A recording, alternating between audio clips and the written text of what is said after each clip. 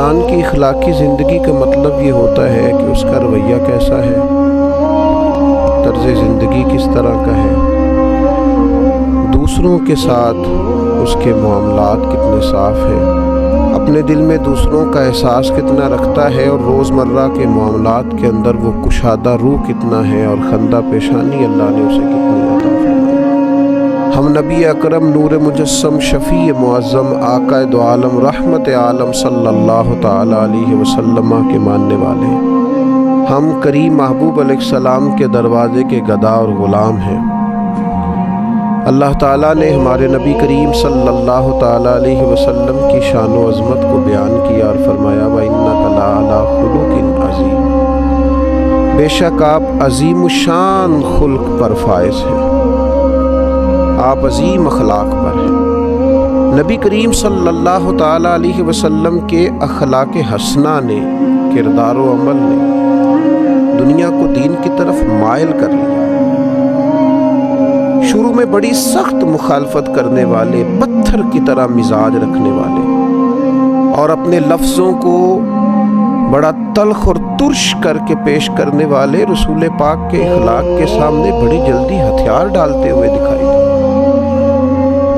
وہ کئی دفعے ہاتھوں میں روڑے، پتھر، خنجر، تلواریں اٹھا کے آئے، پر کریم محبوب صلی اللہ تعالی علیہ وسلم کے اخلاق حسنہ کا مقابلہ نہیں کر سکے۔ رسول پاک علیہ السلام کی میٹھی گفتگو کا کوئی توڑ ان کے پاس موجود نہیں تھا۔ حضور کے لب و لہجے کی شائستگی، کریم محبوب کا مسکراتا چہرہ، میٹھی، دھیمی، ٹھنڈی، دل موہ لینے والی باتیں، اور دلوں میں گھر کرتا ہوا لہجہ، الفاظ کی شرینی، اور رسول پاک صلی اللہ تعالی علیہ وسلم کا ناصحانہ انداز اور مائل کرتا ہوا لہجہ، اپنی مخالفت کرنے والے بھی اپنی تنہائیوں میں سوچا کرتے تھے کہ کبھی اس کریم کے غلام بن جائیں نا۔ بحث کر کے معاذ اللہ لوٹ کر جانے والے بھی رستوں میں کہا کرتے تھے لفظ لفظ سچا ہے، بات بات خوشبو والی ہے، ایک ایک جملے سے شہد ٹپکتا ہے۔ قریب جانے کو نہیں، قربان ہو جانے کو دل کرتا ہے۔ یہ جو اخلاقی رویہ ہوتا ہے، یہی تو انسان کی اصل پہچان ہوتا ہے۔ اس کا جو اخلاقی رویہ ہوتا ہے وہی سوسائٹی کے اندر اس کے مقام کو متعین کرتا ہے۔ اگر کوئی شخص کہے کہ میں اپنے مال کے زور پر اپنے آپ کو منوا لوں، تو نبی پاک علیہ السلام نے فرمایا تم مال کے زور پر لوگوں کے دلوں میں گھر نہیں کر سکتے۔ تو یا رسول اللہ صلی اللہ تعالی علیہ وسلم پھر کس طرح لوگوں کے دلوں میں بسا جا سکتا ہے؟ تو فرمایا اپنے اخلاق کے زور پر۔ تمہارا اخلاقی رویہ ہے جو لوگوں کے دلوں میں تمہارے لیے گھر بنائے گا، جگہ بنائے گا۔ اس لیے نبی پاک علیہ السلام کی زندگی کے جو اخلاقی پہلو ہیں اور اخلاقی پہلوؤں کا جو خاص حسن ہے، اس پر ایک نظر ڈالنا بڑا ضروری ہے۔ ایک تو یہ ہے کہ بہت عالمی، قومی، ملی باتیں کی جائیں، حضور کی زندگی ہر جگہ فیض دیتی ہے، اس پر بھی گفتگو ہو سکتی ہے، لیکن آج کی نشست میں کچھ چند ایک ایسی خاص باتیں جن کی ہر لمحہ، ہر گھڑی ہمیں اپنی نجی، آئلی اور ذاتی زندگی میں ضرورت پڑتی ہے، ان میں سے حضور علیہ السلام کی بارگاہ سے، اخلاق عالیہ سے چند باتیں آپ کی خدمت میں عرض کرنی ہے۔ سب سے پہلی بات تو یہ کہ نبی پاک علیہ السلام نے اخلاقی زندگی پر زور بہت زیادہ دیا، بلکہ رسول پاک علیہ السلام نے فرمایا میں تو دنیا میں بھیجا ہی اس لیے گیا ہوں تاکہ حسن اخلاق کو مکمل کروں۔ اور پھر حضور علیہ السلام نے فرمایا کہ میں اس حسن اخلاق کو کس طرح مکمل کروں؟ گویا یہ بھی حضور نے ہمیں بتلایا کیسے مکمل ہوگا۔ فرمایا وہ میں اس لیے مکمل کروں گا کہ مجھے میرے رب نے ادب سکھایا ہے، سو بہت ہی اعلیٰ سکھایا۔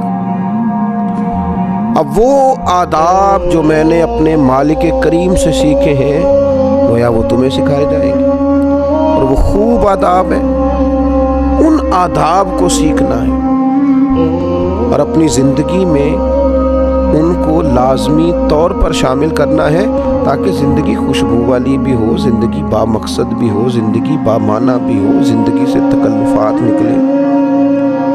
صرف چند باتیں نبی پاک علیہ الصلوۃ والسلام کے اخلاق عالیہ کی۔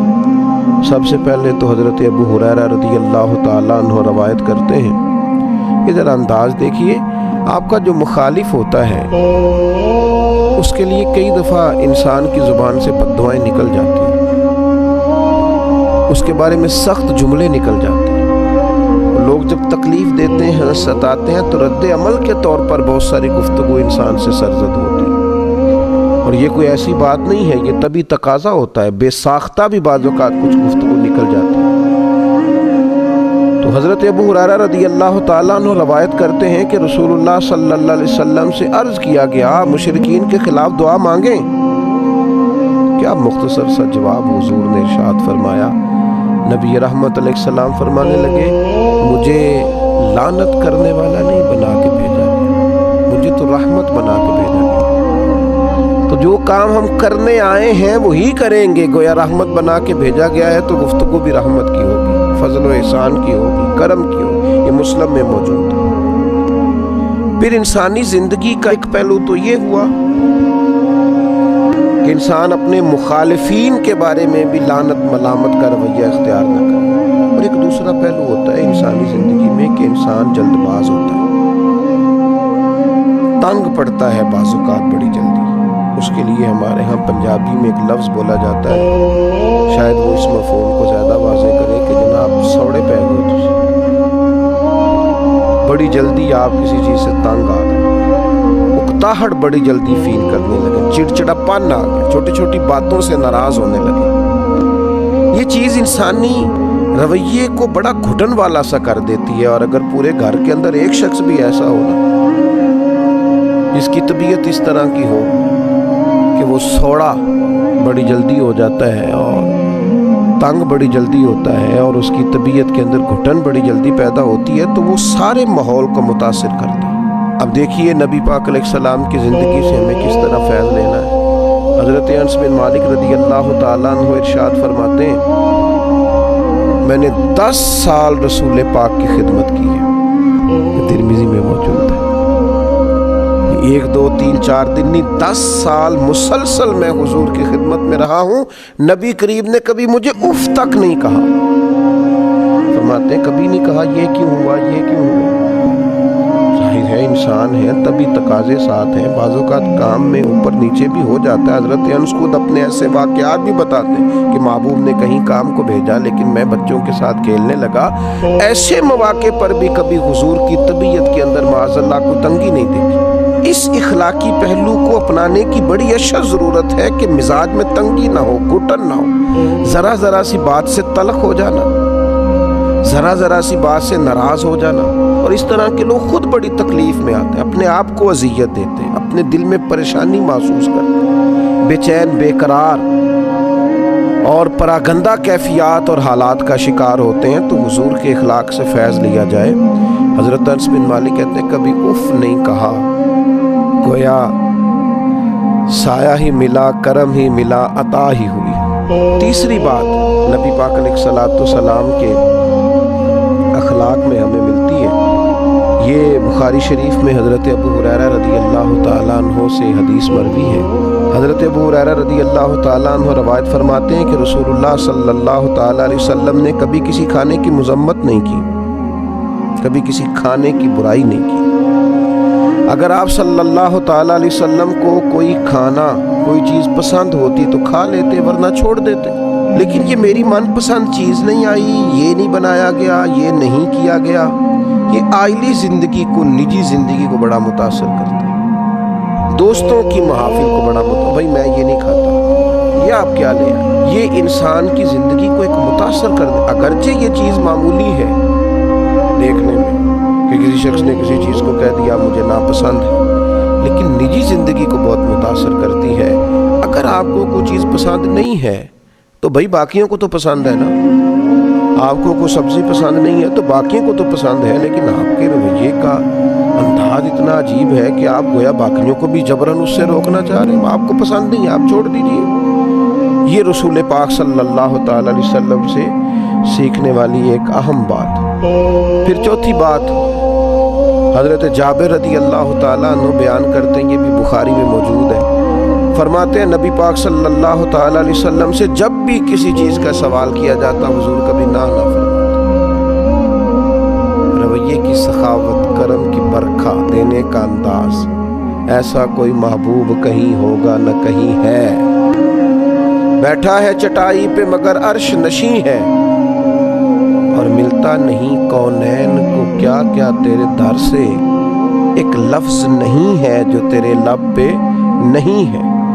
حضور نے کبھی نہ نہیں فرمایا، ہمیشہ عطا کرتے، اور اپنی امت کو بھی سبق دیا اس بات کا۔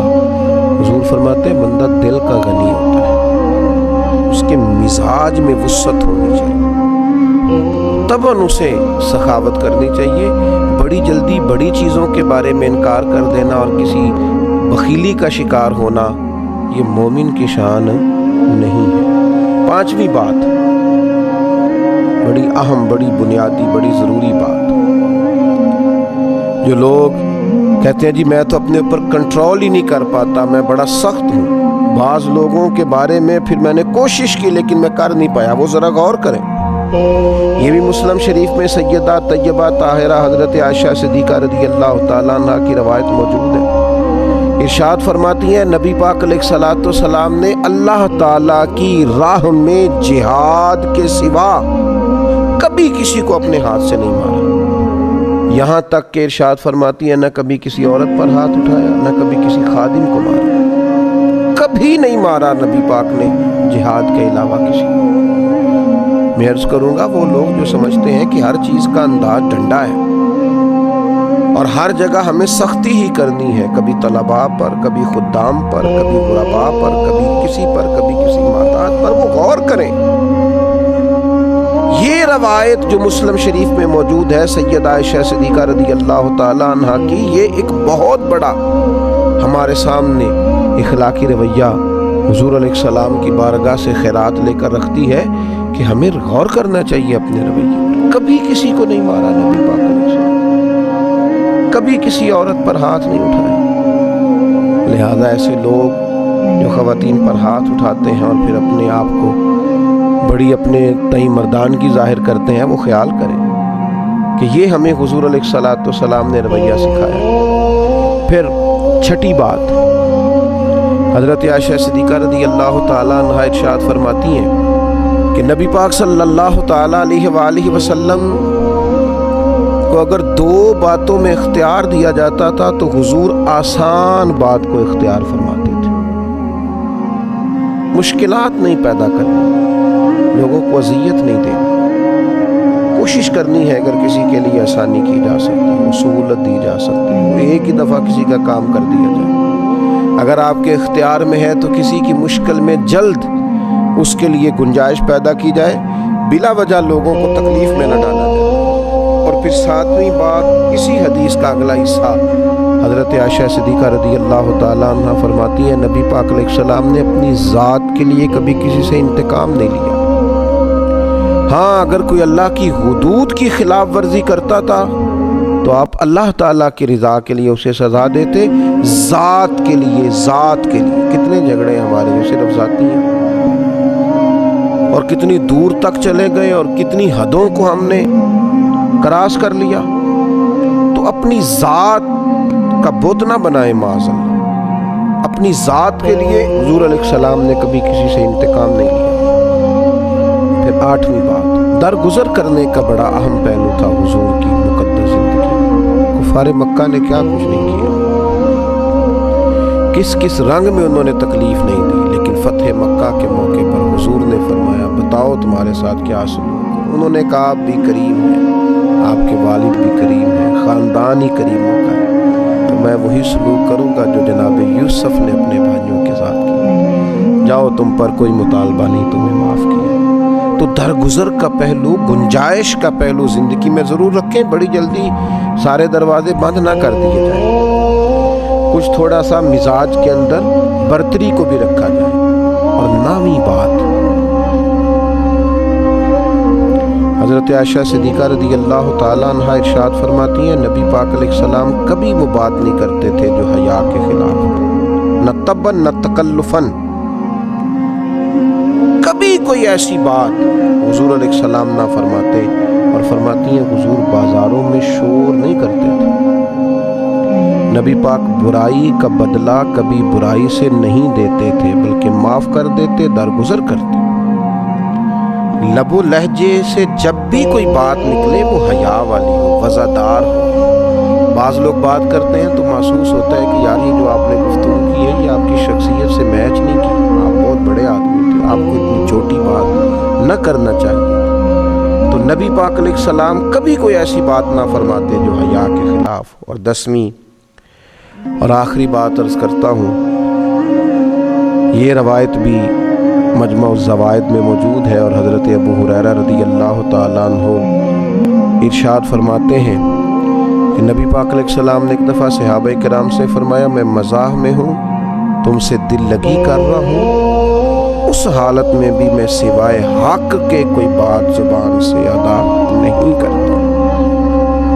عام روٹین کے حالات میں بات ہو رہی ہو، نارمل بات ہو رہی ہو، گفتگو عام ہو رہی ہو، پھر بھی بات حق اور سچ ہے، اور اگر بات کبھی طبی طور پر دل لگی کی ہو رہی ہو، مزاح کی ہو رہی ہو، خوش طبی کی ہو رہی ہو، تو اس میں بھی میں حق بات کہتا ہوں۔ حضور علیہ السلام نے ہمیں بتایا کہ حالت کوئی بھی ہو، مومن کا سچا ہونا اس کا اعزاز ہے، غصے کی حالت میں ہو، خوشی کی حالت میں ہو یا نارمل حالات میں، اسے سچ کا دامن کبھی نہیں چھوڑنا چاہیے، یہ مومن کی شان ہے۔